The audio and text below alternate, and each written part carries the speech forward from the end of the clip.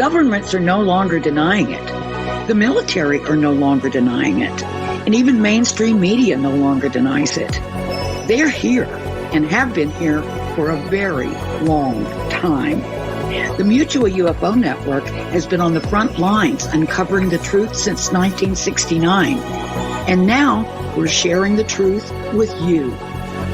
Welcome to MUFON's What's Up with hosts Katie Griboski, Christopher DePerno, and Katie Cook, exclusively on the KGRA Digital Broadcasting Network. Wondering what's up? So are we.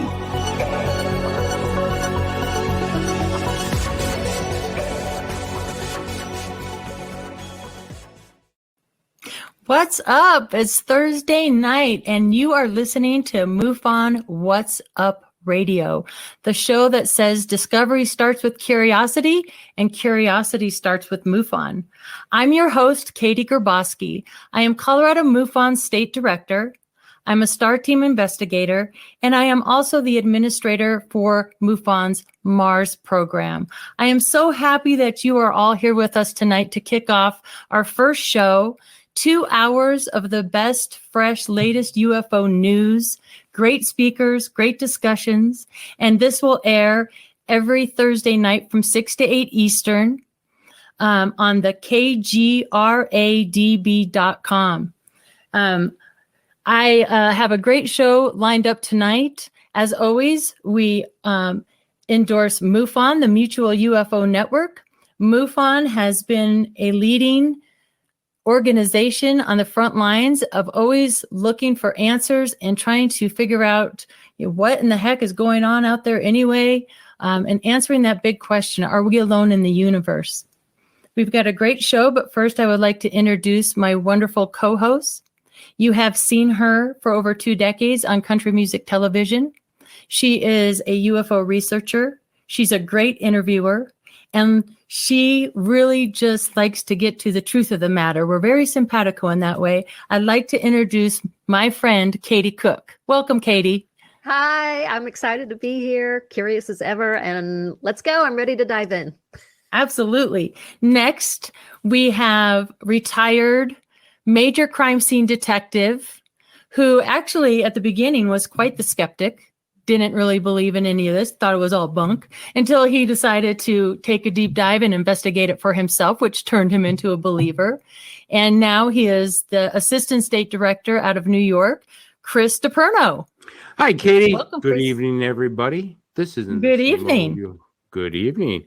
You know, folks, this isn't the same old UFO show. We'll be giving you the latest news in the UFO world. We'll be examining some of the best sightings reported to MUFON and other places. And you, the listeners, now get a chance to review and say, is it real? Today's a very special day. It's Veterans Day. And I would personally like to thank you, Chris, for all your service, along with all the great men and women out there. Sometimes the families are overlooked. A shout out to all the military families as well. When a son or daughter goes out and serves, the whole family serves with them. So thank you to all you brave, fabulous heroes out there, and happy Veterans Day to all of you. Well, thank you very much, Katie. You know, I have something very special because to honor the last military heroes who fall in Afghanistan. Please remember them, folks, and many others who have fallen for us. Amanda, would you roll that tape?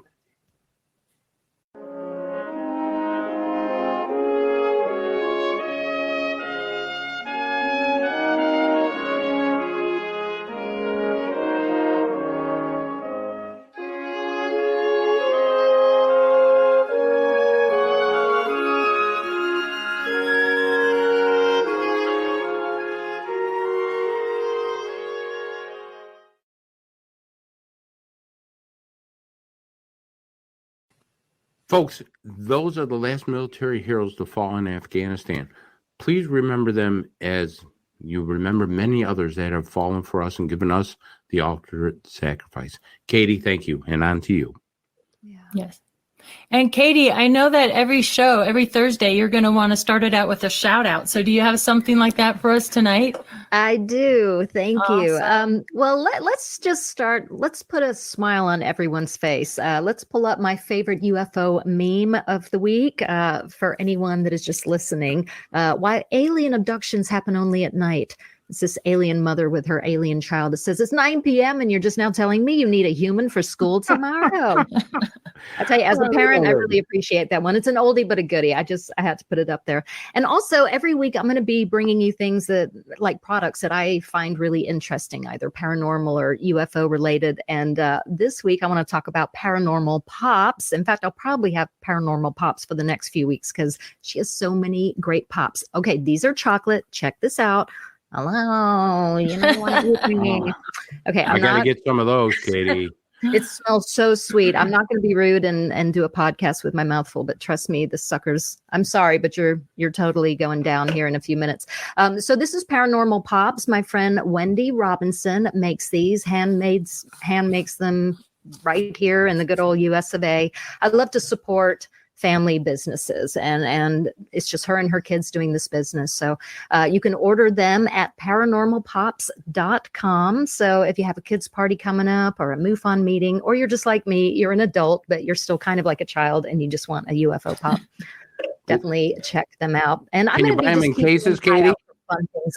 You can buy them by I bought a case. I'm not even lying. I'm going to throw out the diet because I got to have some of those. The hell with the diet. We got to go buy some of those.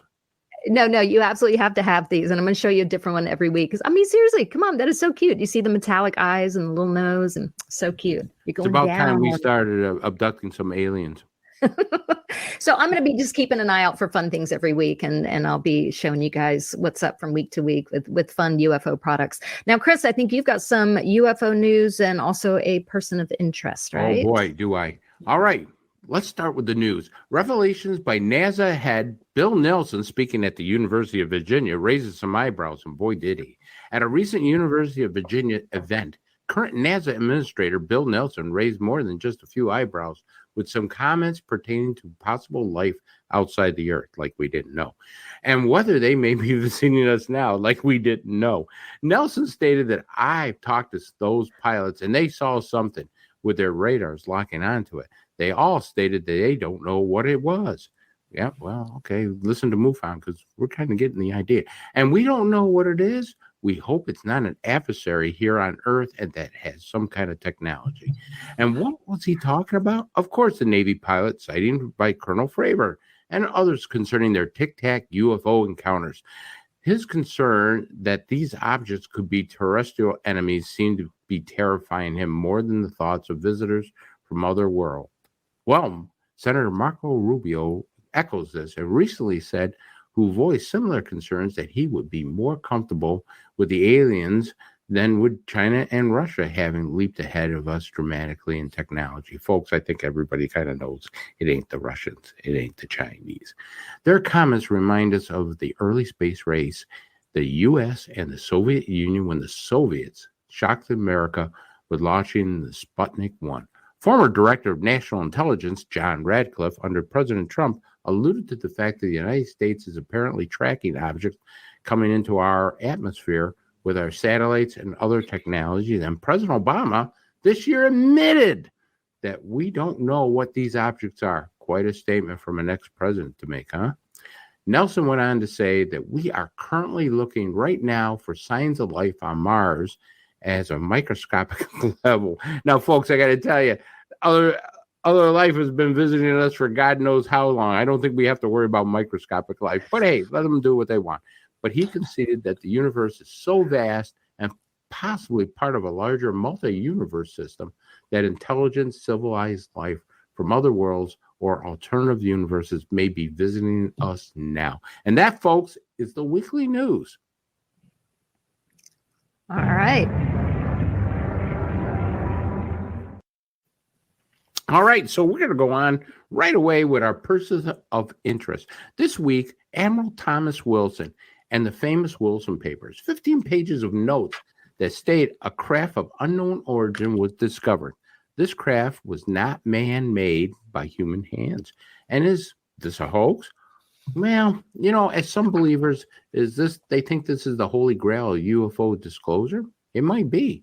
So who is Vice Admiral Thomas Wilson? Well, he's a highly decorated naval officer who was once the head of the Defense Intelligence Agency. You can't get higher than that.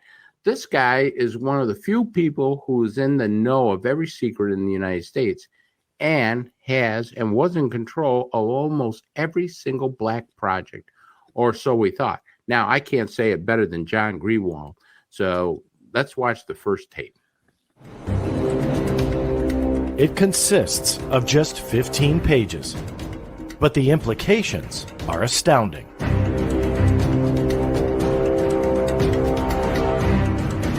The Admiral Wilson papers chronicle a secret meeting in Las Vegas where deep, dark alien secrets were revealed. The leaked documents are named after the one who allegedly spilled some of the secrets, Admiral Thomas Wilson. He was a highly decorated Navy officer who also served as the director of the Defense Intelligence Agency for 3 years, ending in 2002. Well, I got to tell you, when Admiral Wilson discovered this unknown secret project, he began making inquiries. Instead of finding out what the hell was going on, he was basically told to mind his own business. Now, this is a vice admiral who works for the chiefs of staff. You can't have a higher clearance than this guy, right? And he's being told that you mind your own business or your career will be right in the toilet. So, yes, what's so secret that the vice admiral who controlled all these funding for black projects was locked out of this one? Yep, it was reverse engineering a UFO. And again, John Greenwald says it all. Watch this. Of what these documents say. Now, we know they were written by the date at the top on October 16th, 2002. They detailed a secret meeting between Dr. Davis and Admiral Wilson after he retired from the Joint Chiefs of Staff and as the director of the DIA, which we already kind of briefly went over. Admiral Wilson told Dr. Davis he tried to seek out classified UFO information back in 1997. Now, Admiral Wilson found a secret program outside of the Special Access Program structure, and it was a reverse engineering, and the program was reverse engineering alien spacecraft. Now, that's a pretty amazing claim to make if you are Admiral Thomas Wilson, and you're doing this in Las Vegas in a car to a Dr. Eric Davis. I mean, that's a pretty mind-blowing thing, the thing to say, right? And so Dr. Davis wrote all of this down in the notes, and that's what this is from. These are the actual notes of where that came from. TW, obviously, Thomas Wilson. I'm going to read to you the notes. This is the very few things I will read to you from the notes in allegedly Dr. Davis's words. Quote, and I'm sorry, he's quoting Thomas Wilson, so I'm quoting the notes as he is jotting down notes of Thomas Wilson. They were a reverse engineering program, something recovered years ago in the past. Technological hardware was recovered. So I thought they meant recovered Soviet/Chinese, etc. hardware and reverse engineer it, like a missile or intelligence platform or aircraft. Actually came to meeting expecting to find a sensitive foreign collection and reverse engineering operation. Thought UFOs used as a cover. So I thought that, and they said that they weren't that either. Now, I struggle reading this because it's not entirely in great plain English. They are notes, so forgive me. A couple other notes and quotes from the document. They had program manager. This was the program manager talking according to the notes. They had a craft, an intact craft they believed could fly. Space, air, water, dimensions. Was it from overseas or not? Said no, could not be, not possible, with a couple exclamation points. Why, I asked. Where did it come from? Program manager said they didn't know where it was from. They had some ideas on this. It was technology that was not of this earth, not made by hand, not by human hands. Yeah, it's amazing. John Greenwald, the Black Vault, he did this. He's did an amazing job with this. So we got to give kudos to John Greenwald and the Black Vault for that little bit of video there. Some researchers believe this is one of the best disclosure news to come along in years. But Admiral Wilson denies these notes made by Eric Davis. I don't know. But you know what? Know the facts and you decide. And that, folks, is our person of interest this week. Katie? That's some incredible stuff. You know, all those back engineer craft, they're just probably sitting there in S4, you know, that's just, those documents are I wonder just if they always rust. been really fascinating to me, huh? I wonder if they rust. I mean, my car rusts outside, you know, I mean, do they get old and rust? Probably not. I'm thinking no. I don't know. Maybe that's what happened in Roswell. I don't know. Might be why it went down in Roswell. You never know. That's a great person to start the show off with for sure. I would say, yeah. So, what I would like to do in the show weekly, and I would like all my state directors out there that tune in, you know, to please get in touch with me at katiegriboski.com and send me any chapter highlights, things that are going on in your chapters. This week, Colorado MUFON has Mark D'Antonio flying in. We got to hang out with him, Katie and I, in Phoenix. We did an awesome Skywatch. We'll get to more on that a little later. Little teaser there. But he graciously stepped up. We had Yvonne Smith coming in, and unfortunately, she has some unexpected things pop up for her, so we wish Yvonne well. But Mark's going to be flying out this weekend and presenting to the Colorado MUFON group. So that'll be this Saturday here from 1 to 4 Mountain Standard Time. So if you're in our state, you know, please come out and join us out there. And again, I would like to do this weekly. So all you other chapters out there, if you have an event going on or anything like that, please let me know and we can stream it up here and let all our members know. So I think next we have a video from Mr. Bob Spearing. He'll introduce himself, but he is going to share with us some MUFON International news. So, Amanda, if you can run the Bob Spearing video, that would be great. Thanks. Hi, everybody. My name is Bob Spearing, and I am MUFON's Director of Investigations International. I'd like to thank Chris for letting me join him on MUFON Radio's new show. I'm not going to take up too much of his time and cause him too much trouble today, so I'd just like to talk about two things going on the international side at MUFON. First, our old codger, Steve Hudgens, is returning. Steve took a leave of absence about a year ago for personal matters, but he was excited to come back to MUFON, and we welcomed him with open arms. His new title is going to be Director of International Development, and he's going to be working with me and Doug Wilson, Director of Investigations, on a number of projects, including trying to bring up old cases and close them. Some of the older ones that exceed 90 days on the international side, we're going to get cracking, and we're going to try to bring up the MUFON CMS database up to speed so that we're current with all our cases, something we've wanted to do for many years. Also on the international side, I'd like to give a shout out to Jenny Charot, the National Director of MUFON France and Belgium, who is doing a phenomenal job over there in Europe. She's running a magazine for us. She's running a website. And recently she asked if she could re-implement Star Team. Now, there's been a lot of discussion at MUFON about reconstituting the Star Team because we basically have members across the world who are Star Team. Star Team, for those of you who might not know, is a rapid type of boots on the ground team where we can get to any location with equipment, to a sighting or to a case area where there might be trace evidence. France is broken up into 4 quarters. She has 4 investigators with equipment, including EMF readers, radiation meters, and things like that. And she has quartered France into 4 parts, where each of these individual investigators can make it to a scene in their part of France within a few hours at most. So we're really excited about that. We'd like to thank Johnny for always taking the initiative over there in France and Belgium. And that's about all I have for today. Thank you, Chris. Wow, isn't he amazing? Bob Yeah. Spearing is probably one of the leading expert researchers when it comes to orbs. He does Yes, an he is. amazing job. Fantastic. Yeah. Thank you so much, Bob, for that. Those are going to be great to have those updates weekly. I'm so excited about that. He's awesome. So thanks, Bob, for doing that. I think it's now time for our weekly cases of interest.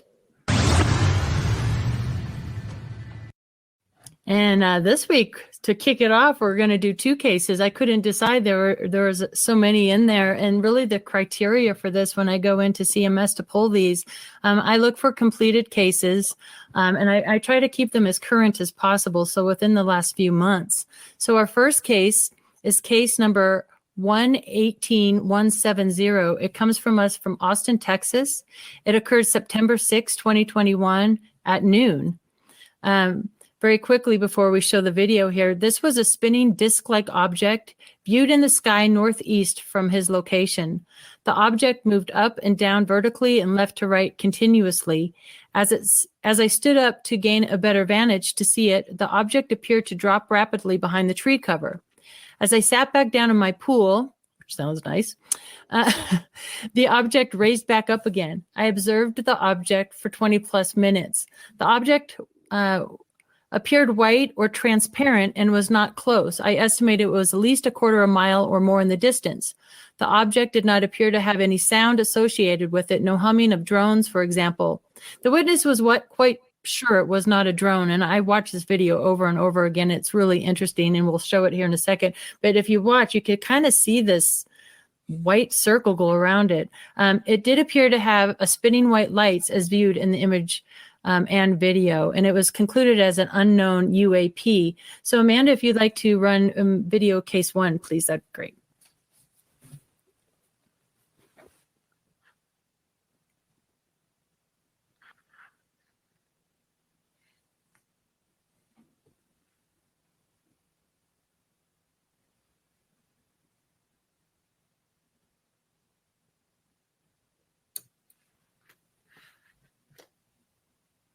Okay. Something I'd like to point out, and I know we kind of talked about this, but when you have your iPhone and you see something like that, it's always good if you could kind of zoom the camera out, kind of get the tree line in there, the power lines, houses. It kind of gives you a perspective on size. I did screenshot this on a couple locations.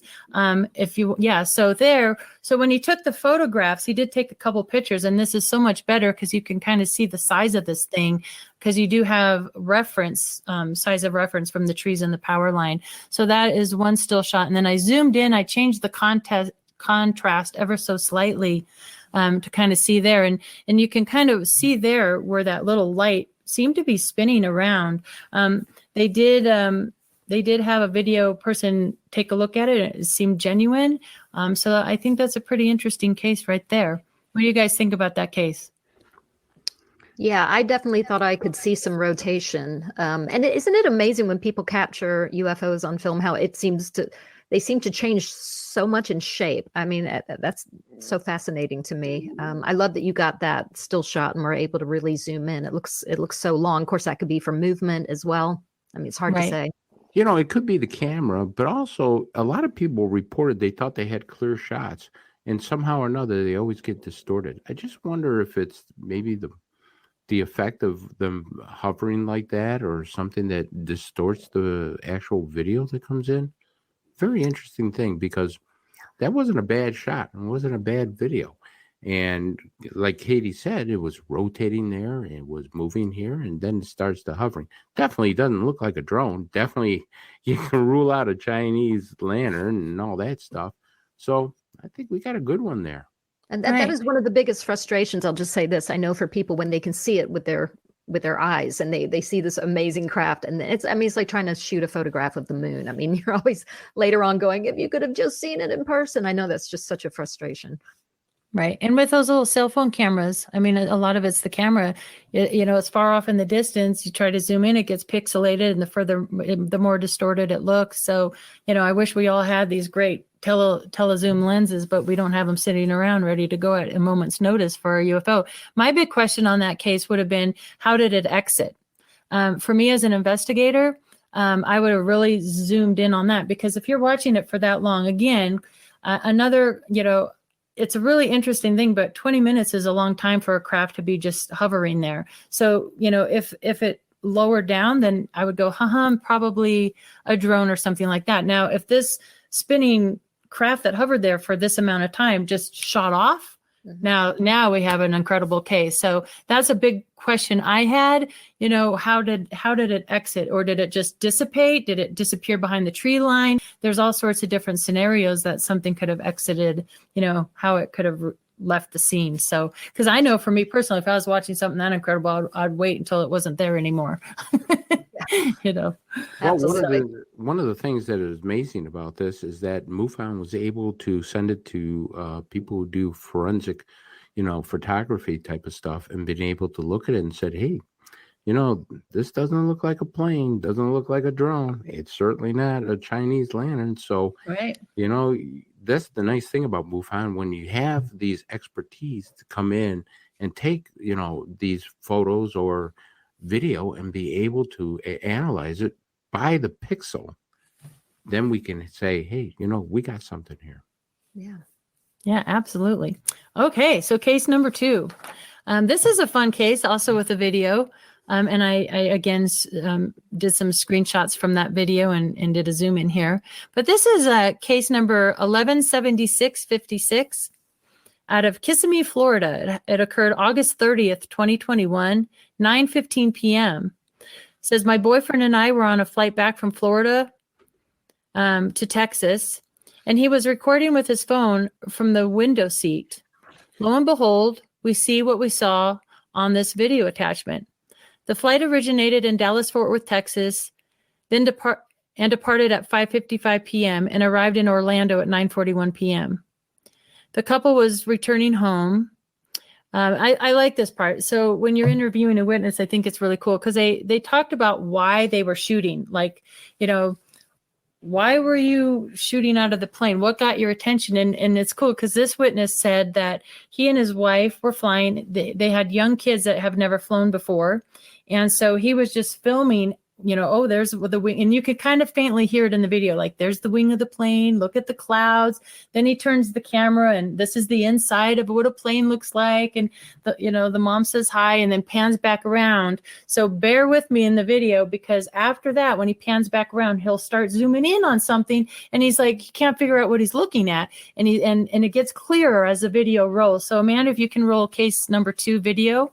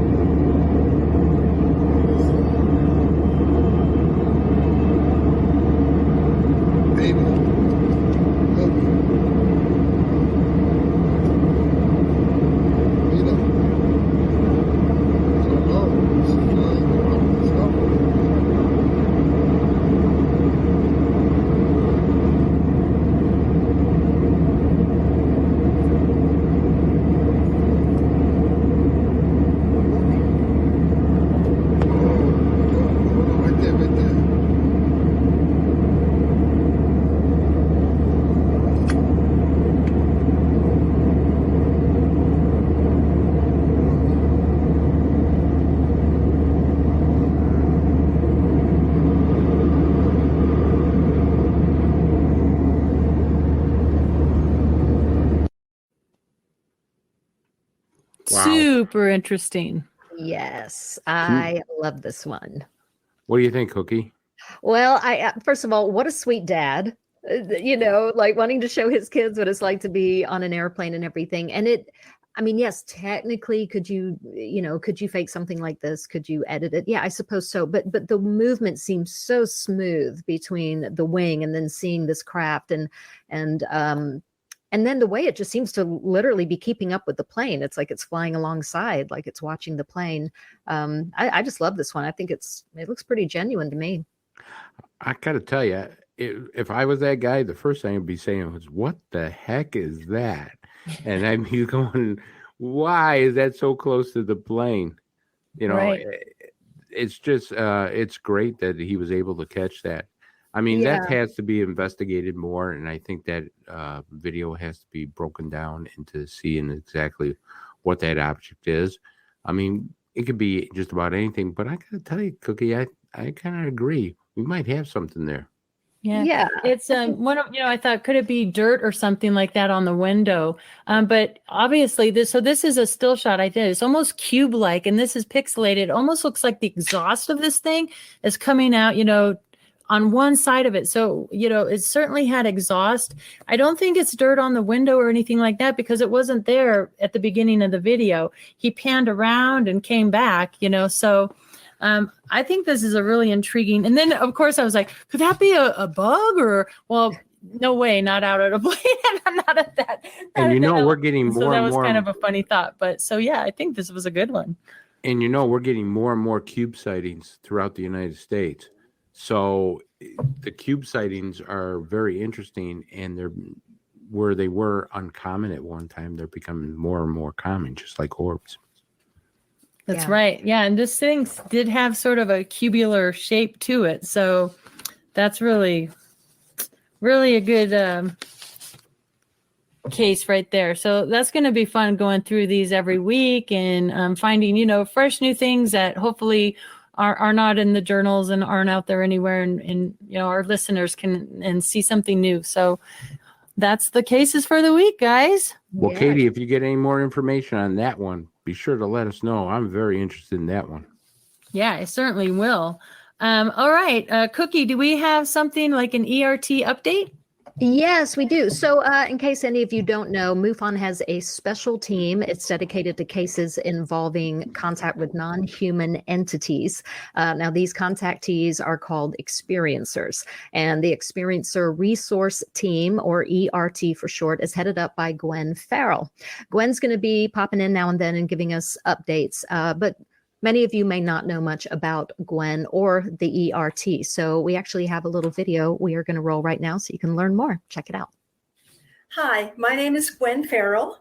I am a certified hypnotherapist, an experiencer therapist, and I've worked for about 13 years with individuals who have had contact with extraterrestrial or otherworldly beings in my office and private practice, and also in groups for MUFON and at different kinds of symposia and conferences. Right now, I'm serving as the director and team manager of MUFON's Experiencer Resource Team. The ERT is a special team of MUFON, which means that unlike investigators, we do not investigate cases.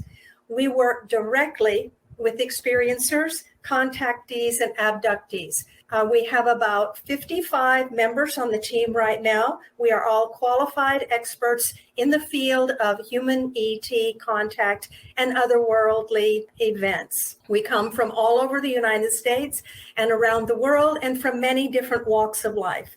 But we all have a specific interest in the contact area. So our job is to speak with people who may have had some kind of extraterrestrial contact.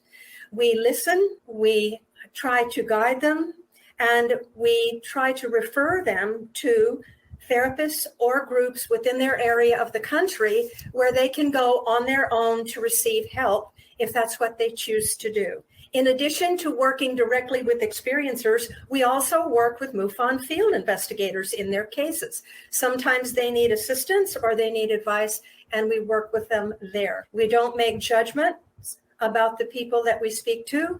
There is no charge to work with us, and we don't share any of the information that comes into us with anyone else. If an individual is interested in speaking with someone, if they feel that they have had a contact experience that they cannot share with anyone else, or if they're not really sure, those individuals can go to MUFON.com, the MUFON website. On the first page, they can click the About tab, which will give them a drop-down menu. They select Experiencer Resource Team, fill out a short questionnaire, and then it will be distributed to someone on the team who will reach out and contact them. We know that the human contact phenomenon is huge, and there are many, many kinds of contact experiences. No two experiences are exactly the same. We work with about 100 individuals per month. All of our members who work with experiencers are qualified in the field. We are supported, we are mandated, and we are completely a part of MUFON. Thank you. Wow. Yeah, 100 a month. I mean, Isn't she amazing? That is a lot. Yeah, she's got her hands full, but they do an incredible job. So definitely, if you think you could be an experiencer, or you know someone who is, you have support there, definitely reach out. So thank you, Gwen, and we look forward to talking to you again. So Katie G and Chris, I know you both have seen so many interesting cases with MUFON over the years. Any favorite case that stands out you want to share? Katie, you want to go first?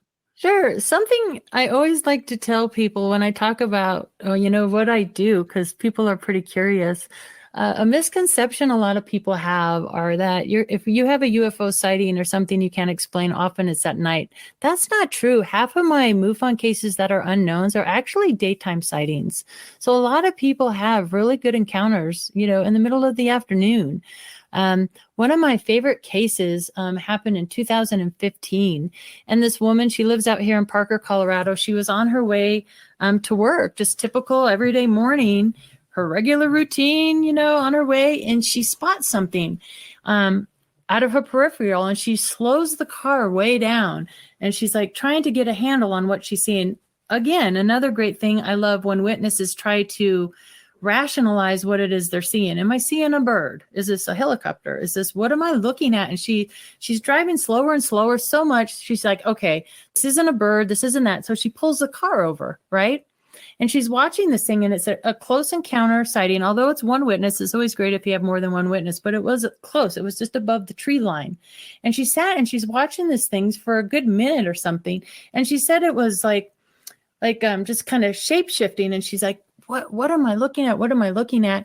And right then she hears these jets coming in, tandem, one in front of the other. And she lives out there. She sees the jets out of Buckley quite often, but they're usually in higher, in elevation. These were down low. She's like, I could see the details on the bottom of these jets, and they were coming right at this anomaly. And what really freaked her out the most, and this is the best part of it, it just, as these jets are going towards this thing, it just disappears. She described it like a special effects from a movie set. Just whoom, it was gone. One of the jets went off to the east, went to the west, and that's it. I have no idea. I don't know what that was. I tried everything I could think of to solve that case, and I just couldn't do it. So that's one of my favorite cases, because there was jets involved. It's daytime. It's close, and it was just good. Yeah, that's amazing. Hey, it sounds like you got a Top Gun case. Yeah, right. Was Tom Cruise there? I wish. No. Yeah. And stuff. Well, I'll tell you, I've always been fascinated with the Hudson Valley area. And so I get a call on a case from a high-ranking police officer. He'll remain nameless, but his credibility is pretty good. And he's a high-ranking police officer in Tuxedo Park. And the village of Tuxedo Park is in a very unusual place. Now, he calls me up and he says, Chris, I don't care if you believe me or not, but here's the deal. So I'm on patrol one night, and I watch a triangle start floating over the lake. Now, he actually says it's not just an apple. He says it's a triangle. It has 3 lights, has the red light in the middle.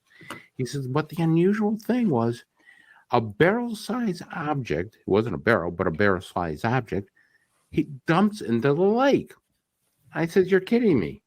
He goes, no, I watched it hover over the lake, low to the lake, and dump something into the lake.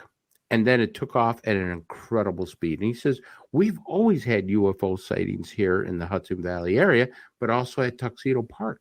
It's crazy down here. So he actually invited me down. And I tell you, I had an incredible time because I didn't know that this village, you just can't get into it. It's gated, and it's not just a gated community. You have to be escorted any place you go by police department, not security, a police department.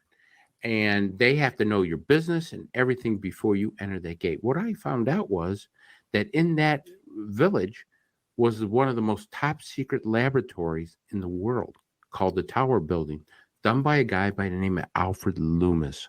Alfred Loomis was a brilliant billionaire and physicist. He brought in people like Albert Einstein, Enrico Fermi, and I didn't know this until I started researching this, but they actually made the equations for the atomic bomb right there at Tuxedo Park. So as I'm starting to progress and try to find out more about this triangle, what I find out is this lake now starts having algae blooms. So I was able to get a sample of the water, snuck in, and got a sample of the water, and I sent it to our MUFON laboratory with incredible Lynn Mann, who does an excellent job. She calls me up and says, Chris, there's something weird about this. Where'd you get this water? I go, well, I got it right from the shore of the lake. Well, there's no phosphorus, there's no nitrates to this stuff. And if you're going to have algae blooms, you got to have nitrate and phosphorus, because algae blooms are created mostly by, the runoffs of pesticides and, things that you put on your lawn. I says, well, I got it right from the shore of the lake. Well, the algae bloom is in the middle of the lake.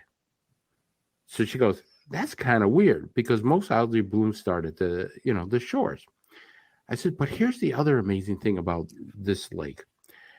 Approximately right where that object was dumped, it doesn't freeze. In the wintertime, there's a big circle, and it does not freeze in that one particular area. There's a big circle that does not freeze there. They can't explain it. So we tried to get Debbie Zelgelmeyer to dive there, and Debbie was going to come up, but the village won't let us do it. They said, nope, you're not going to go there. Well, I found out that they've had several sightings in this area. So I went down there, like I said, again, and I actually stood on the dock where this lake was with this detective. Oops, I said detective. All right. And I actually saw an orb come over to the lake, hover, and to shoot straight up in the air and gone. Now, I was like a kid with a camera. I trying to get the camera out of my coat and trying to take a picture of this. I drop it on the deck. I'm trying to fumble around. I damn near kicked the camera almost into the water. I'm so excited about this. But here's this orb coming over treetop level, not spinning. It's white orb. And the next thing I know, boom, gone. Made me a believer. Wow. And I find it fascinating too. You probably didn't get pictures or video or anything, right? Like I was a kid. I was like a kid going, how do you work this thing? I've been jumping around going crazy. But the guy who was with me, my source there, he says, yeah, we see this all the time. Wow. And that reminds me, there were these orange orbs or, in different color orbs, but the ones I'm thinking of are orange out there on the Colorado Ranch. And those that big 35 in diameter circular patch where the snow would melt and nothing grew and it would be wet on the outside. That reminds me of like the center of the lake. Like what is causing, what is emitting from these orange orbs that is causing that phenomenon in the water and on land? And that's really interesting to me. Yeah, it was an incredible thing to see, incredible thing to hear. But the scientific stuff, and thank God MUFON has a small laboratory that can analyze the water, because now we can say it's not nitrates, it's not phosphates, it's not there. Yeah. So kudos to MUFON's laboratory for that. Absolutely. All right. It's wild. Hey, so every week, one of us we're going to do a book recommendation. Do we have a book recommendation this week? I do. Katie. I'd love to tell you one. So let's talk about Angelia Shear's book. It's called UFO Encounters: How High Strange Events Transform Human Perception.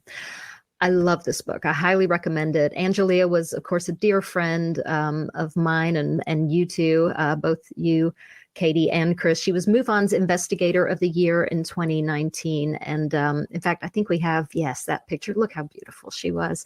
Angelia is no longer with us, sadly. But she had taken me under her wing as an investigator. And Chris, of course, also had us on his KGRA show, Project Aries. That was a lot of fun. And Katie G, I know you got to meet her too. You felt that same instant connection that everybody did when they got to meet Angelia. This book is really her witnesses, their stories. And of course, they all gave permission, because one of the biggest things at MUFON is you always protect your witness. But these all gave permission for them, for their stories to be told. And she's weighing in on each account, obviously. But at the end, she really gets into her theories, mainly about how human perception colors everything, and how, as an investigator, you should really weigh that into all of your cases. I mean, two people could have the same event, but not really have the same emotional response, and maybe not even remember everything exactly the same. So you can have the same experience as someone else, but not the same experience. And that was one of her main areas of research. And she really covers that in the book. It's great. It's available on Amazon. And I can promise you, Angelia is going to come up a lot in this show, because I loved her dearly. And I know she inspired all of us. And she would be very, very proud of something that we did this weekend. Katie G and I got to be out in Phoenix together for the Arizona MUFON boot camp. Chris, we did miss you. But I put together a little highlight reel just so you could find out what a MUFON boot camp is like and see if you'd be interested in attending one. So let's roll that. I flew across country, got my manual, and I was ready to go. It starts with some classroom time and hearing expert advice from MUFON field investigators. I'm Gwen Farrell. I'm a certified hypnotherapist and an experiencer therapist. For about the past 13 years, I have worked directly with experiencers, contactees, and abductees. It's credited to Ben Franklin, who said, "Do you love life? Then do not squander time, because time is the stuff life is made from." Then it was off to the desert to learn more. So we have arrived at the site. We're going to learn a little astronomy and, just how to look out for UFOs. Watch for jumping cactus. It's also known as jumping cactus, and it seems to just jump upon you. Don't even look at it long. I'm telling you, it has barbs to go in and hooks. Don't want to take anyone to urgent care. So stay away from the white cactus, far, far away. Yes, there's rattlesnakes. Yes, there's tarantulas if we're lucky enough to see one. Sometimes we have to just crawl right through here. They don't hurt you. Yes, there's scorpions. They're horrible. And the parking lot has thousands of splotches that big from where the cars run them over. Oh, nice. And so if you go to the lights, if there's like 20, there's 50, 100, you'll count thousands. But don't let this man scare you. It's just like getting stung by a bee or a wasp. You're not going to die. Sure, whatever you say. But when it came time for sunset, there's nowhere I'd rather be. It was a perfect night full of stars.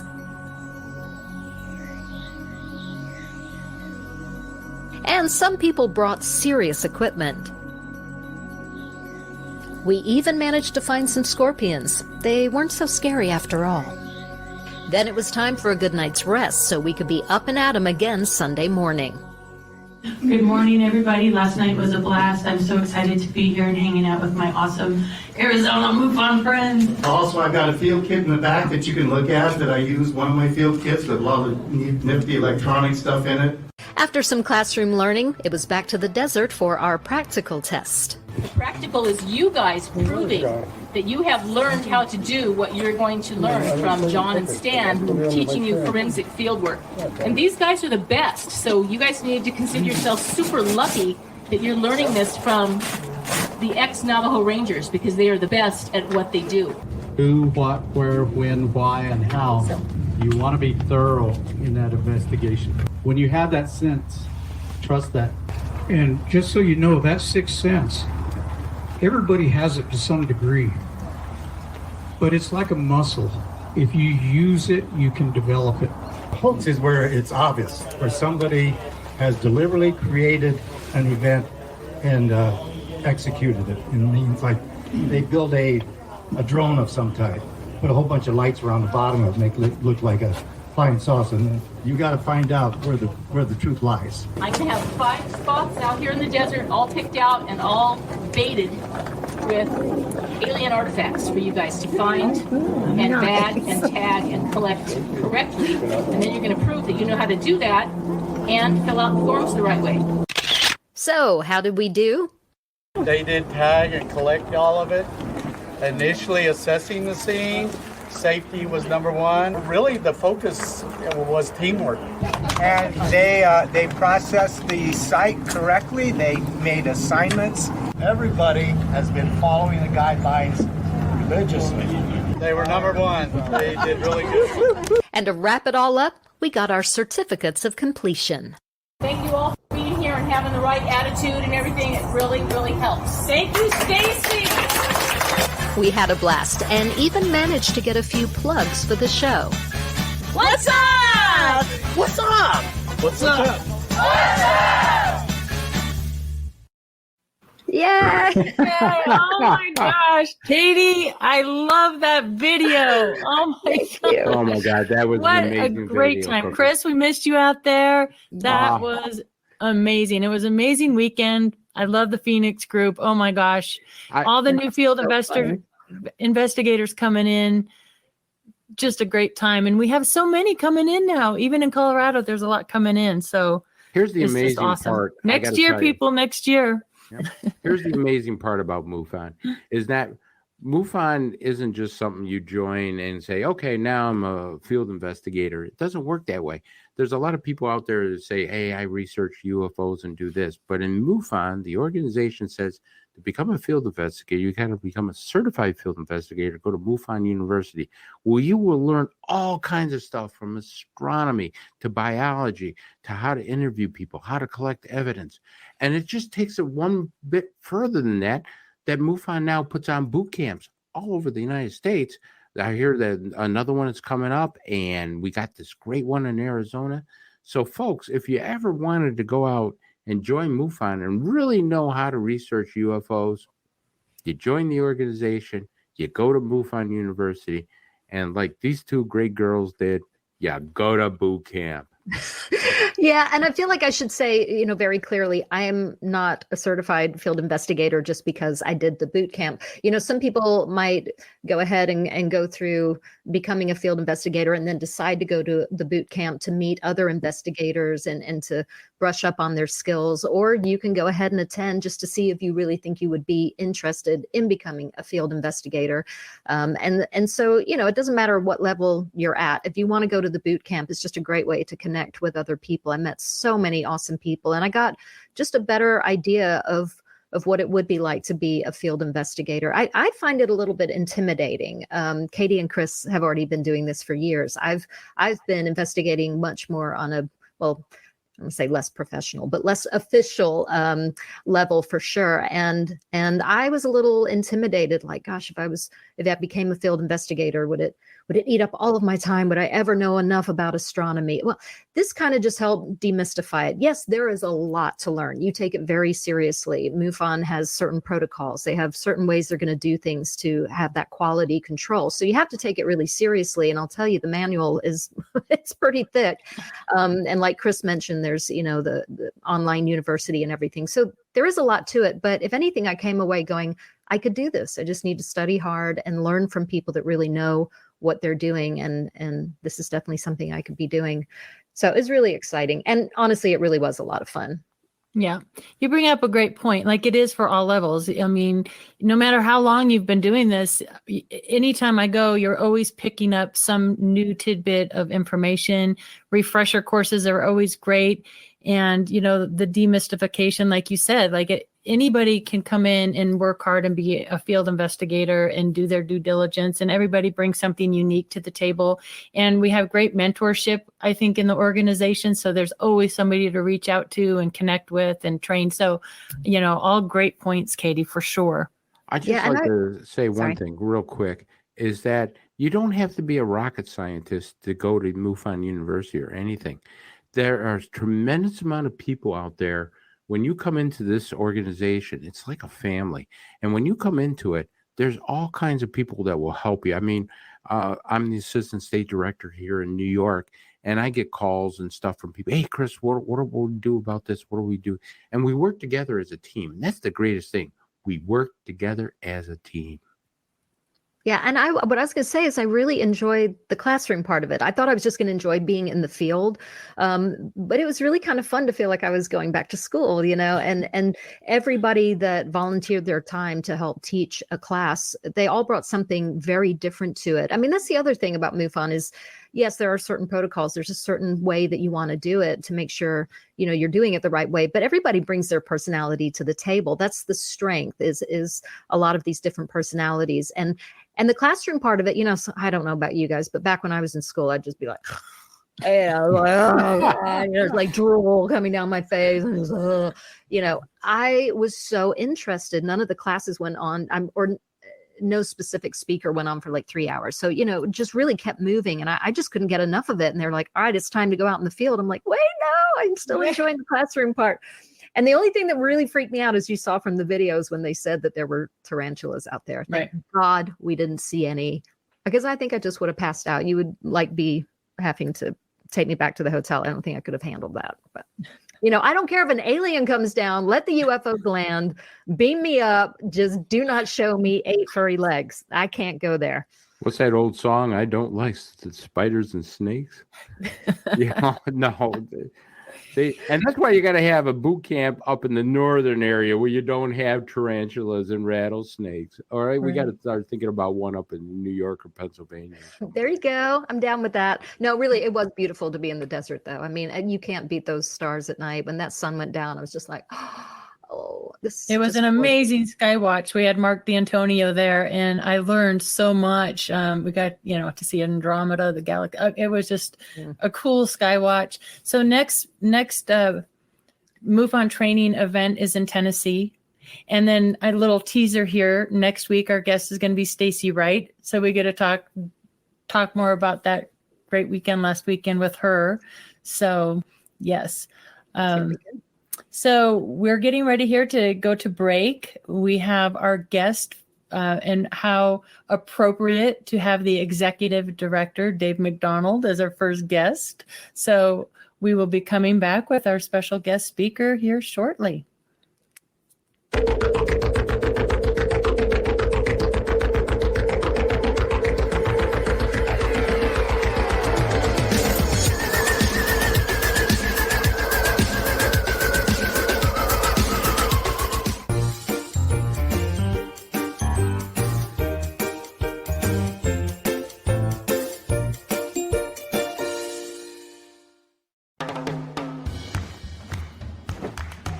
I don't want to talk about it.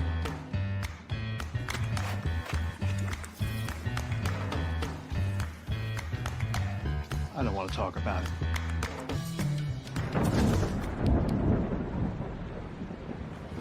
Families don't have to talk about everything, but they should talk about how to plan for an emergency. Get tips and resources to make your family's emergency plan.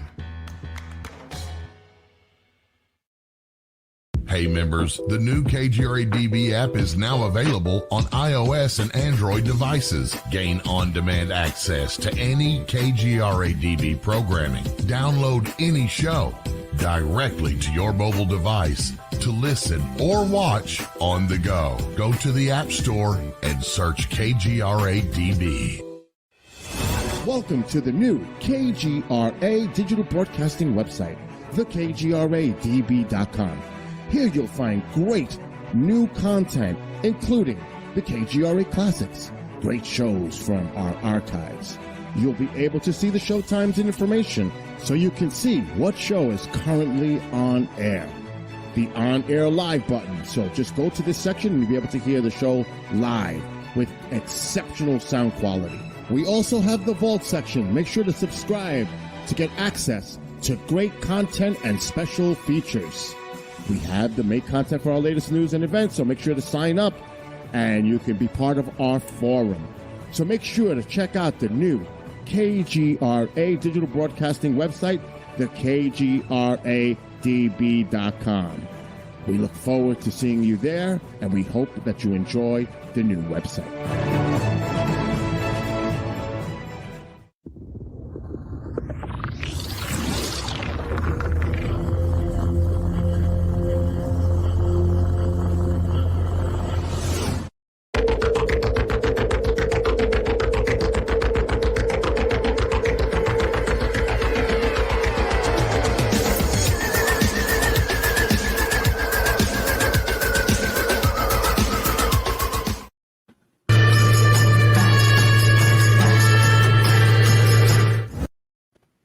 Welcome back, everybody. Like I said, I'm so excited and how appropriate it is to have MUFON's executive director as our first guest.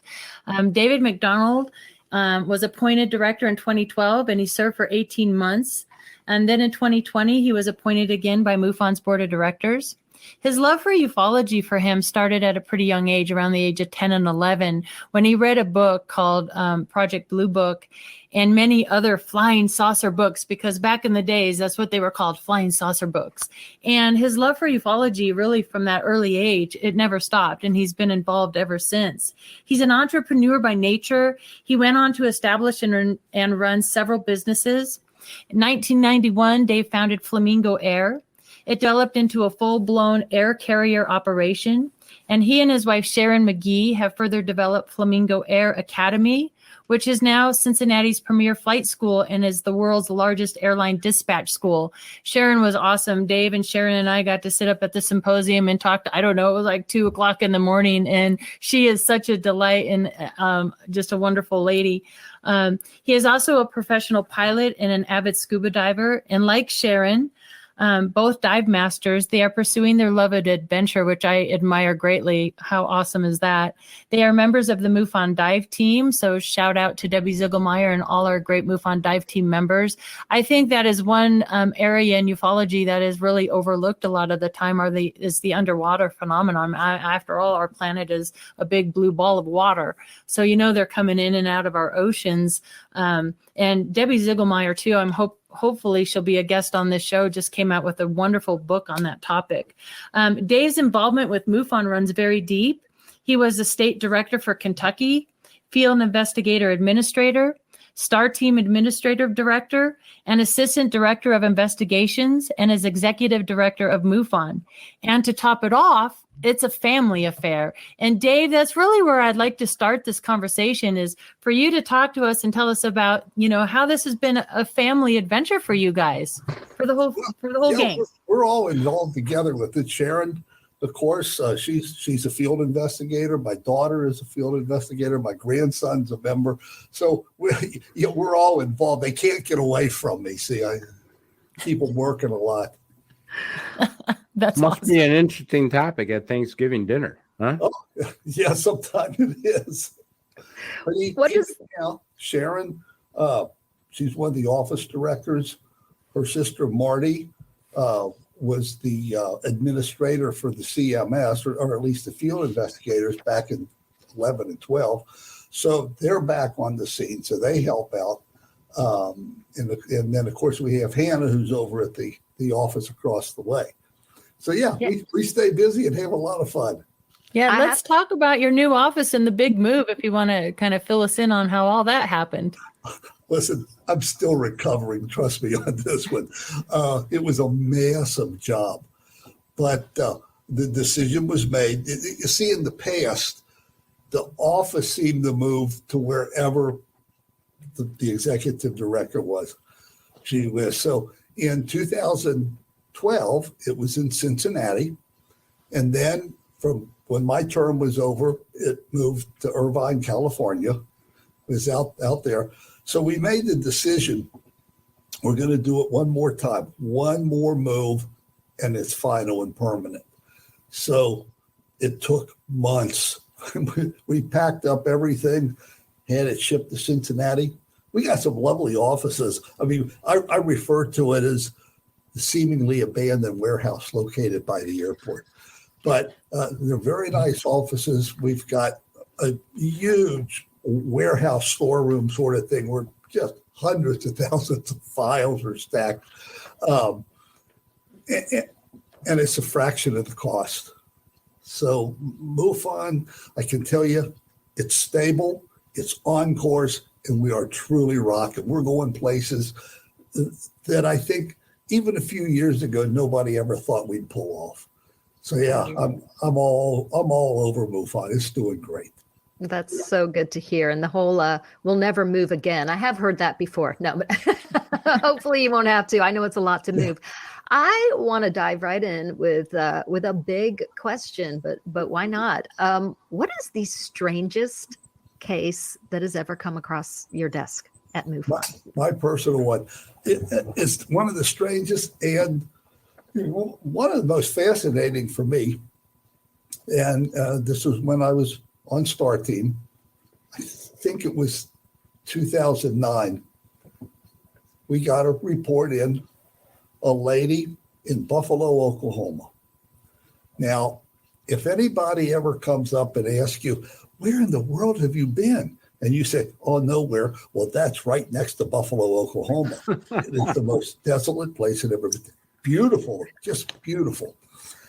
And she was out feeding her horses at midnight. I guess that's what you do in Buffalo, Oklahoma at midnight. I don't want to make anybody mad at me. It's just a little humor. And I think it's pretty good. A little cow in there or what?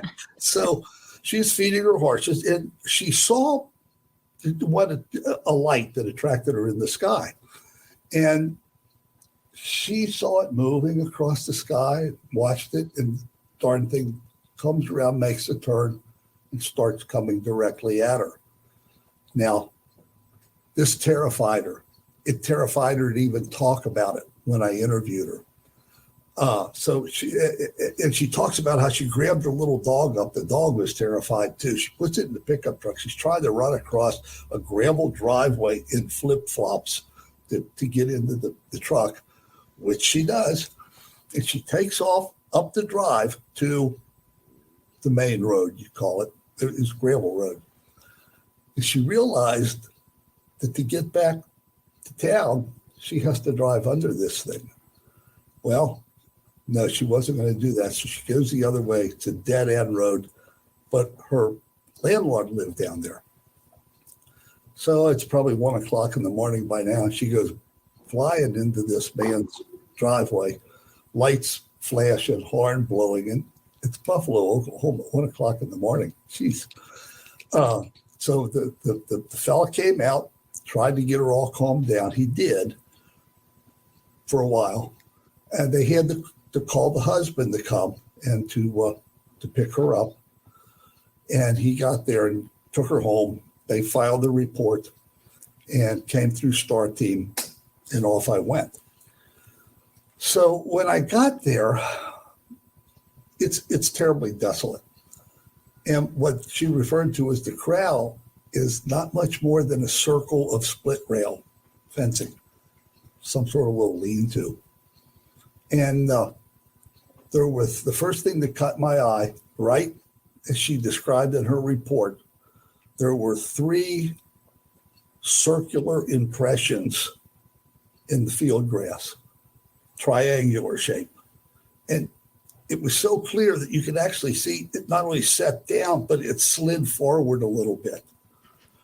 So I got down on my hands and knees and, oh man, I'm taking soil samples, and I go up 100 yards away and got control sample. You guys know what's involved. I got all these samples, and finally they showed up.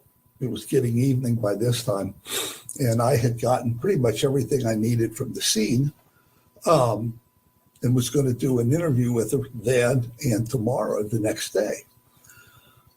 Well, the poor lady was frantic. Every light in the sky. Oh my God, it's coming back. I said, no, it's not coming back. It's an airplane. No, it's not. So I was able to show, being a pilot, I had some charts with me, and I was able to show her, look, that's what we call Victor Airway. There's going to be another one right behind it, 3 minutes. Trust me on this. Look at the flashing light. Well, she agreed, understood. Then, oh my God, she sees this other light. She was terribly upset. I mean, I feel so sorry for this lady. And just by pure luck, I mean, I ain't this smart to keep track of all this stuff, but by sheer luck, I knew that the space station was going to be visible that night, and that's what it was.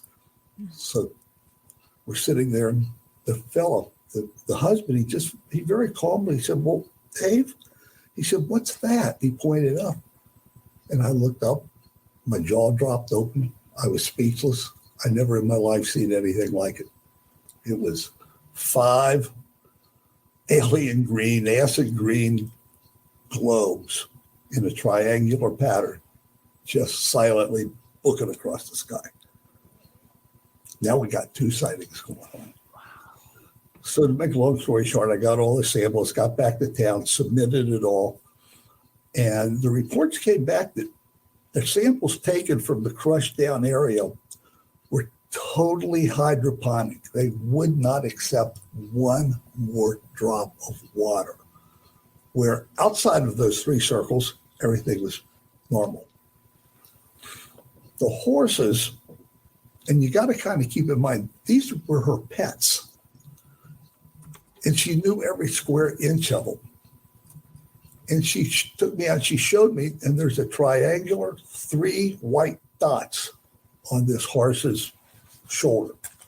And she said, I swear those were never there before. Well, as my investigation was going on, while I was still on the scene, I called in some of the local hunters and local folks. I said, those circles, could a deer do that? Is that a deer lay? Yeah, I have to walk around. I said, no, man, not a chance. I said, well, what about farm equipment? Could farm equipment leave a mark like that? Everybody was in agreement. No, it's not it at all. Then, in regards to the horses, I called in 2 veterinarians to look at the photographs of it, and they both separately said the same thing. They said, that looks what we call a freeze point.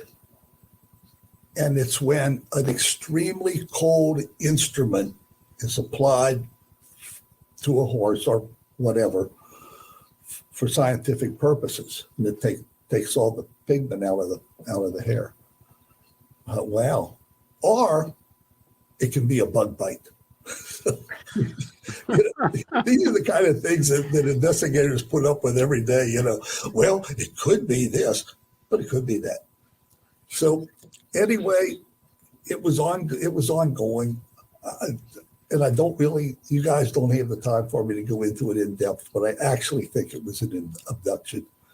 But I stayed in touch with the lady for several years. And approximately 2 weeks after I left, she sent me a picture from her porch of the most interesting array of multicolored lights just hanging in the sky over her house. So that was the most fascinating case that I personally was ever involved in. And to this day, I shake my head and wonder, what the hell did I see up there? So I hope that answers your question. That was, my most interesting shot. Yeah, I know how you feel. Once you see that thing, you go, holy cow, what is God's name am I seeing now? Hey, Dave, I got a quick question for you. I mean, I'm really thrilled that you're a pilot because, a lot of pilots are reporting UFOs all over the world. With you owning Flamingo Air, have you or any of your other pilots come back and say, Dave, there's something that was flying next to me that's very, very strange? I got thousands and thousands and thousands of hours in the cockpit. I have never seen anything while flying that I couldn't identify. Boy, I can tell you stories from other fellas and ladies. We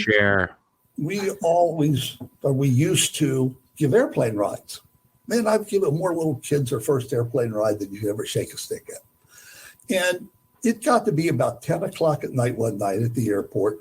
Everything was pretty calmed down. We shut down, put all of our stuff away. We used to have a little stand out on the back portico of the airport. And frankly, we was going to go in and get a beer, see? So we're walking towards the restaurant, which is 10 feet away. And we all looked out across the field, and there was this red ball. It looked like a Roman candle ball, a little bit bigger, slowly moving across the field. And it stopped at the windsock and went straight down. None of us said a word, and our radio came on. And the tower said, did anybody else see that? And I keyed down and I said, yeah, the Flamingo team saw it. And he said, well, we will speak no more of this. That's the end. So that was a minor sighting that I had.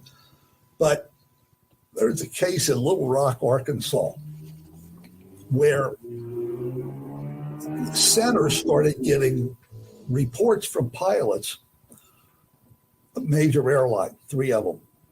First one said, sir, what are you painting at our 10 o'clock? And they came back, they said, nothing. So we don't see a thing. He said, man, you got to see something. This thing's big enough to land this 4-7 on. This conversation was recorded. And when I first picked it up, I mean, I happened to be sitting at the computer just looking at the CMS this thing comes across. It started out with based on a reliable source, and it goes on with the story as it proceeds. So the next, again, a commercial major line comes along. Pilot said, hey, you guys, what's up here at 35,000 feet? Said, check my 9 o'clock. Nope, don't see a thing, not a thing. So by the time the third one called in, they said, look, we don't know what to tell you. You all are reporting the same thing at the same altitude. We don't see anything. But we called the base, the military base, and they had an AWAC in the air. And the AWAC saw it. He said there was 3 of them, not one. There's 3 of these craft. So the reliable source was the wife of the controller. And he was texting play-by-play to her. And he finally told her, he said, go outside, look to the east. You should be able to see these things. And she did, and we got the pictures. It is fascinating. Tower was suddenly shut down for a while. Don't know anything beyond that. But I can go on, and I mean, we're really close to Wright-Patterson Air Force Base. And on 2 occasions, one of our dispatch instructors, who was also a flight instructor, said that she was near Wilmington, and this, about the size of a really big beach ball, glowing blue, just a big blue sphere, blows right up next to the plane. It was a 172 and hung there. And the student looked at her, and she looked at the student, and just like that, it was gone. But then, here was the next one. Gone. Here's the next one. Gone. 3 of them buzzed their airplane. So, yeah, I hear a heck of a lot of stories. And when you talk to them, and when you know the people, when you personally know them, you can tell they ain't making this stuff up. It's magnificent stories. And by golly, one of these days, we're going to find out. And it's close, I guarantee you. Those encounters that you share have some compelling aspects to them and some questions that I have. So what you were saying is they were picking up anomalies that should have been really large, but they were unable to see it at first. And then the person on the ground was able to see it later. So that kind of speaks to maybe a cloaking, maybe, a capability that this object cloaked. I mean, is that what you think is happening here? Or I don't know if it was cloaking or if it was angle. Okay. For example, the ground-based radar wasn't seeing it, but the airborne radar did. Now, could it be cloaking? Honestly, gosh, I don't know. And then being able to finally visually see it. Well, they had an exact area to look at. And the pictures are pretty clear. They're interesting. So I have to be honest with you. I don't know whether it could be cloaking. I think that we have some incredible things of our own, us Earthling people, but I can't even imagine what some of these space travelers may have at their disposal. what was the shape of the objects that they photographed? And then Katie, I think, was the question. According to the pictures, it looks like 3 dots, 2 red ones up here and then a white one here. And I hate to say it, but darn if it don't look like the Enterprise coming at you.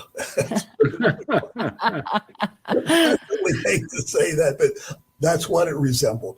Hey, Captain Kirk's been going up into space. And we can talk about this another time. I am convinced that color has something to do with how these craft maneuver. But I kind of want to follow up. I know MUFON obviously wants to stick, to the science, but do you personally, after being in this for years, do you have any theories? Are you open to, something beyond just physical space travel, like interdimensional or time travel? I mean, do you allow yourself to go there, or do you really kind of stick to? No, I do. The only thing that I keep in a completely separate box, and it's not that I don't believe in it. I'm not religious, but I'm very spiritual. And that's when you start mixing the Bigfoot and ghost and hauntings with the UFOs. Now, I know there's lots and lots of folks, credible people that seem to be able to link this together. But as far as MUFON is concerned, we research and investigate UFOs. Anything else is the sideline for other folks. Yeah, that makes sense. It does. Hey, Dave, question. I want to piggyback a little bit about MUFON here. You're now the head honcho, and you're doing an incredible job. What direction do you see MUFON going in? Where do you like to take it? You're a successful businessman. You've done some great things in your lifetime. Where do you want to take this organization? What's the next level for Dave? Well, absolute stability is what I'm after. And I think we have achieved it right now. Took a while, but we got it where we want it, and it's going to grow from there.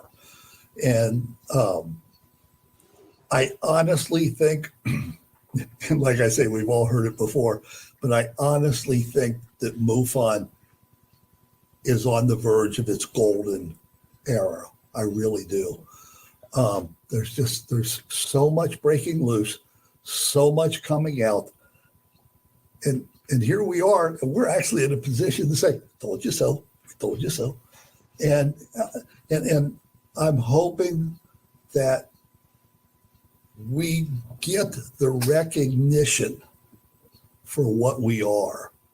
And we are the largest, the oldest civilian UFO investigating agency in the world, right here, MUFON. And it's about time folks are starting to say, wow, we really, damn, you were right all along. And that time's getting closer and closer. You're going to have Doug Wilson on a little later. And I think he's going to be in a position to talk about interesting political amendment that's floating around. I don't want to get into it right now just because of time restraints, and he's going to handle it. So that's what I want for MUFON. I want it to be always self-sufficient, on top of things, and recognized. And we're getting there. Some of the amazing, the volunteers, our fans, our investigators, everybody involved in MUFON is just incredible. This organization wouldn't have survived if we didn't have people that stood in the fire, took the heat, and said, we're behind this operation and it's going to succeed. And by golly, it is. We have contacts with people that are on the highest rungs in the darkest corners of intelligence. The information's there. Ladies and gentlemen, trust me on this one. You might be shocked in a very short time. When I would go around and give my talks around the country, I used to say, when I was asked, and it was always, I was asked, when are we going to get disclosure? Folks, I think we got disclosure. It's looking us right in the face. And I'd say, I don't think I'll get to see it in my lifetime. I've changed my mind. I think I very well might see it in my lifetime. And I'm an old dog, but I'm on top. So it's there. And I think we've got a world of involvement ahead of us. And wait, finally it comes to the point where everything has to be admitted. We got to find out they were here for a long time, a whale of a long time, and might even be our trading partners now. So hang on to your hats, folks. I mean, we got a ride coming, and we ain't hit the surface yet. So Love it. This is a great time to be in this game. They're here. They're here. There you go. I'll tell you what. Not but a few months ago, there was a very high level Israeli intelligence officer, and he was also a college professor. This is where it starts getting crazy, but start connecting the dots. He publicly came out and said, and you can look this up, you can Google it and find it. He publicly made the statement before TV cameras that President Trump was on the verge of disclosure and was waved off by the aliens themselves. They said, no, please don't drop this bomb. Small doses, let it trickle. Little here, little there. Let people get used to it. Let them get acclimated to, gee whiz, there is other life out there. Yeah, Dave, this guy was no slouch. Wasn't he the head of the Israeli Space Agency? I think so, yeah. His name was Jaime. And Jaime, if you hear this, forgive me. I think it's Shamid. I don't know if I pronounced it right. We butcher names all the time on this show. But I mean, he was incredible. Go back. Before that, let's go back to President Obama on the Jimmy Kimmel show. Again, look it up. I don't make this stuff up. It's documented. And Kimmel sort of laughingly asked him, he said, hey, what are you going to tell us about aliens? And you saw the expression on the president's face change. And he said, we will tell you about the aliens when the aliens tell us we can. There are very strict rules. He went very serious. I go back a little farther. President Clinton asked, when are you going to give us disclosure? And he is on record as saying, I can't give you disclosure because it is a part of the government that I am not a part of. Look it up. And, I'm sure I can just keep going back with a line of slip-ups and comments like this. Boy, you add them all together. What are we looking at here, folks? It's going to be an exciting time. So on that point, why do you, I mean, I know you kind of mentioned maybe we're not ready yet. The ETs don't want full disclosure yet, small drips, obviously, 77 Close Encounters of the Third comes out in, media, TVs, movies, comic books, in music and everything. We have been getting this slow drip, and now the door's cracking open even wider. I mean, what do you think it's going to take for humanity, for the aliens to go, okay, they're ready now? What do you think that's going to be? I will give you my personal opinion. This is not MUFON. This is Dave. We grew up with Star Trek and Star Wars and Battlestar Galactica. Hell, I remember Flash Garden. And the concept of other life out in the universe, come on, we pretty much take it for granted. It's not like a shocking thing to us anymore. So I don't think that's the issue. I think the issue is, what if our government came out today and said, guys, we've been lying to you for the last 70 years. They're here. We've been working with them. Many of the technological advances you see came from them. And now, free fuel for everybody. Well, you think that would be great, wouldn't you? No, that's when the panic would hit. That's when absolute chaos would begin, because every monetary, financial structure on the face of this planet is based on oil. And if suddenly it's worthless, there's where panic's going to strike. So if you notice, they're getting, gee whiz, they're releasing a little bit more and a little bit more of electricity for cars and all of these almost planes that fly on air. I think that might be a big answer. I think the financial considerations may be one of the biggest stumbling blocks of all. And again, that's just my opinion. Yeah, I think we could all agree with that. I feel like we have definitely been primed also by the media over time. There's no question about that. I mean, we're all getting, I don't know, it's just getting more common for just about everyone to go, well, yeah, we're probably not alone. I mean, that has changed so much just in the last few decades. But I mean, we're constantly being fed these images and these ideas, through the media. But I have a question for you. Have you ever actually felt threatened? Like maybe, I mean, you just touched on something pretty serious there, oil. Have you ever felt like you were maybe getting too close to the truth and somebody was wanting to shut you down? You mean, do I keep looking over my shoulder? Yeah. Hell, I've done that for a long time anyway. But no, really, I have never, ever felt threatened.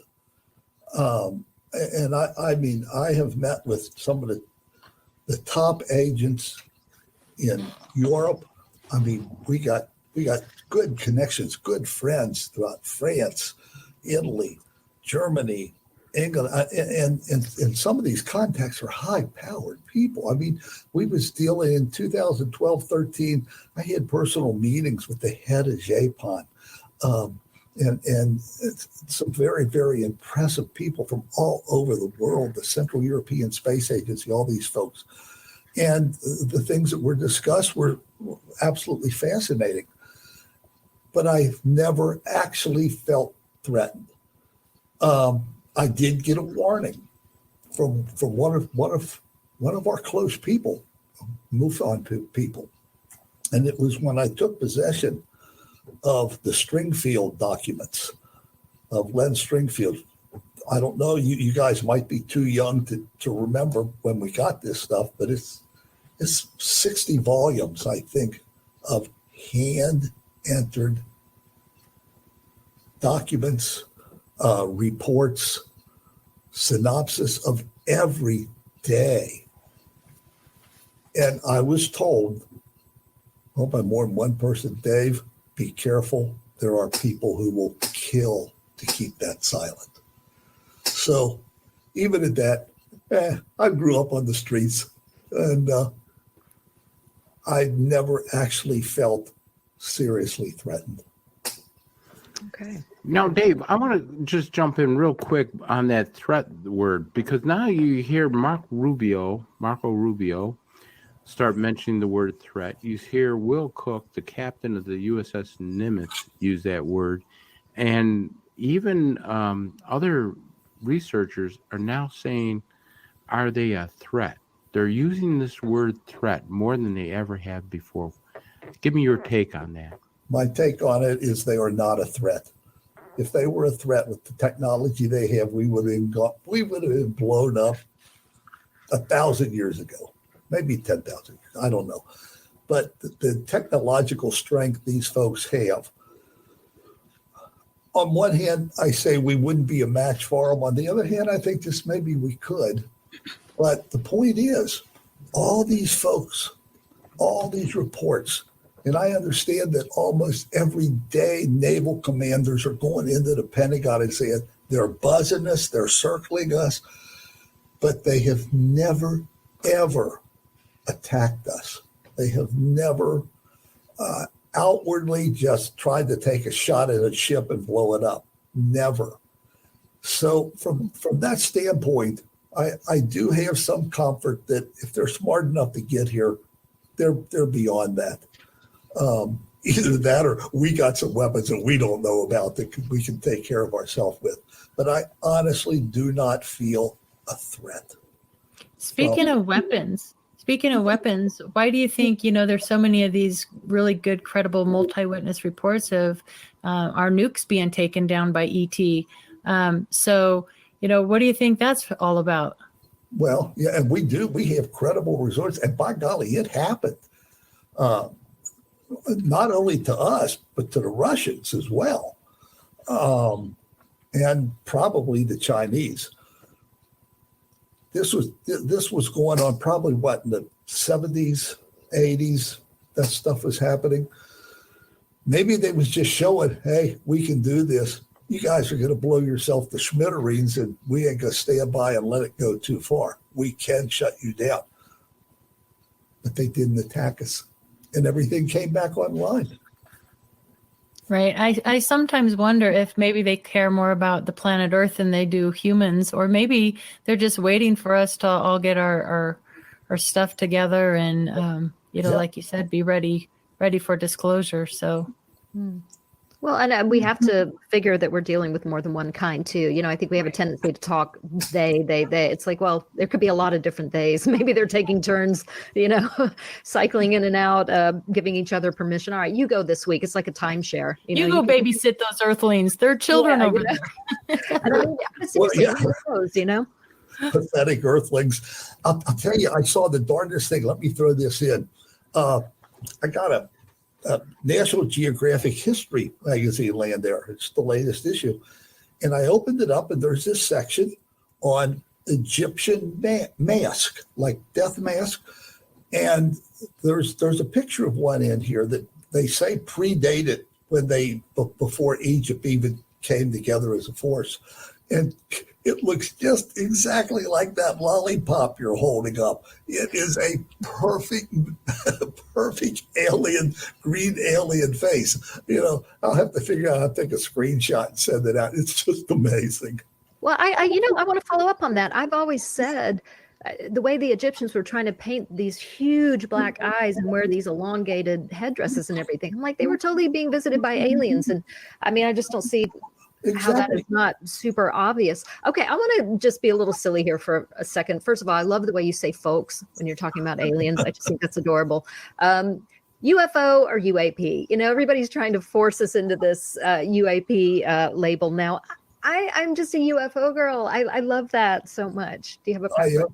I'm on board with you. I am too. I don't see why they're changed. Possibly it's because they feel like there is a stigma from the 40s, the 50s, the 60s, when there was a absolutely full press effort to humiliate and intimidate and make any witness comes forth look like a fool, maybe to the point of losing their job or whatever. And maybe they're trying to separate from that image. Other than that, I don't know. UFO is perfect. It's an unidentifiable flying object. I agree. I feel like some of the same people that tried to stigmatize us before are the ones trying to force UAP down our throat now. I'm kind of like, well, you created the stigma, Right. That kind of leads into another question I had. People are always concerned and worried that, people that are really active at the tops of this organization are kind of, disinformation or false information or but it's been my personal experience in the organization that Katie, I could be pretty stubborn. Katie has my own independent thoughts and views, and I research what interests me, and nobody's force feeding me anything. Do you want to speak to that a little bit, Dave? I don't feel like we are being force fed anything on the scale of what they were doing 30, 40, 50 years ago. But it is apparent that the press is not going to promote our show or even heavily report on a lot of this stuff. I don't know why. You folks, you have seen the incredible amount of evidence that MUFON has at its disclosure. How can you actually and legitimately look at that and say, hogwash, we can't be bothered with that? Yet they do. So I think our bigger problem is getting folks to get on board and say, let's at least give this enough credit that it could be possible. We're not saying it is, but that there could be life out there. And in the last 10 years or so, it's creeping out. I mean, they're finding microbes on Mars, and there's water, there's all kinds of stuff that was absolutely denied back in the day. And unfortunately, I think we just have to put up with it for a little while longer. Pretty soon, the evidence is going to be so overwhelming that they're just not going to be able to cover it up. So, Dave, I got a two-part question for you. One, Do you see an uptick? I mean, you're in charge of the ERT team too. That falls under MUFON. So, do you see an uptick of abduction reports? And here's a crazy question out there: do you have any idea how many species of aliens are visiting us right now?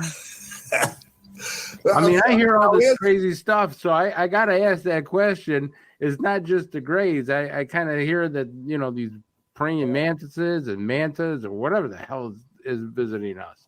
Well, let's start with how many different kinds of, hell, I don't really know. But according to the research, you have the classic grays.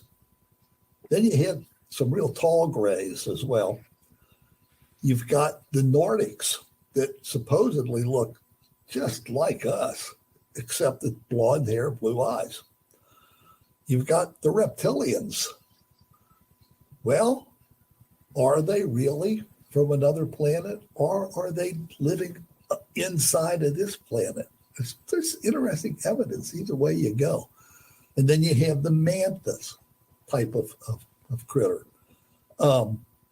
So those are the most popular that I have been exposed to through my studies and research and stuff that show up enough to give some credibility. So that's my take on the you know, what different kinds do I think are out there. And the second part was abduction uptake. The abduction thing, MUFON does about 8,000 investigations a year. But they also do, I think we're up to, this year, I think we did 1,000 reports on abductions. That I believe, I think Gwen gave me that number just a day or two ago. That, you know, so far they've got 1,000 reports into the ERT. And the ERT doesn't investigate them. The ERT collects, you know, the data, and then they go and they try to help the people. It has to be just a mind-changing, a life-changing experience to come face-to-face with something like that. And they do a doggone good job of it from through my eyes. So,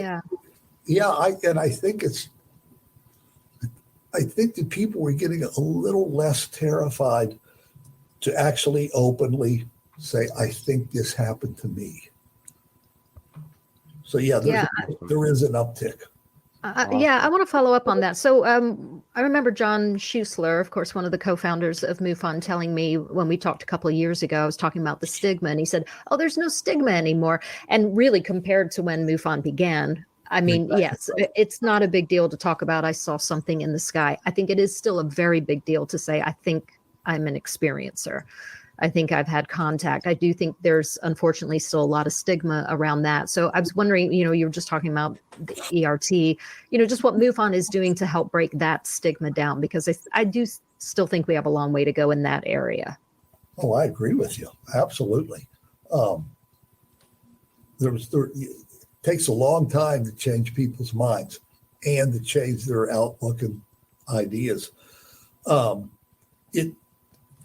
Back in the day, and not that many years ago, if you said, well, I'm with MUFON, they kind of look at you and say, you're with Muffin? What are you talking about?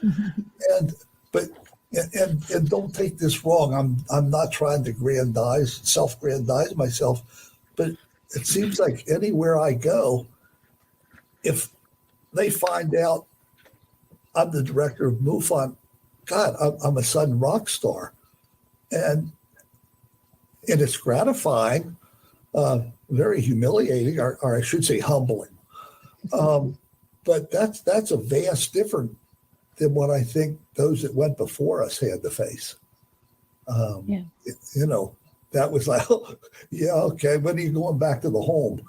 So, you know. That stigma is a tough thing. And I know for me, I struggled. I was a skeptic for a long time and kind of went back and forth, you know, any given day if somebody would ask, do you believe? And still there's days that I'm like, oh, you know, I'm just quite not 100% there. I'm way closer than I was with all the incredible evidence. But for me, it just came down to asking like basic questions.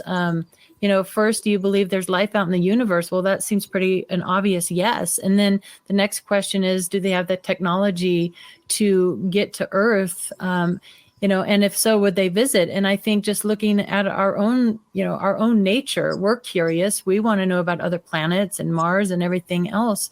So, people ask me all the time, how could somebody from out in the universe have the technology to get here? And can you answer that for them, Dave? How would you answer that question? Well, if I had to answer it, don't think for a moment that we're the oldest creatures in the pen here. We're not.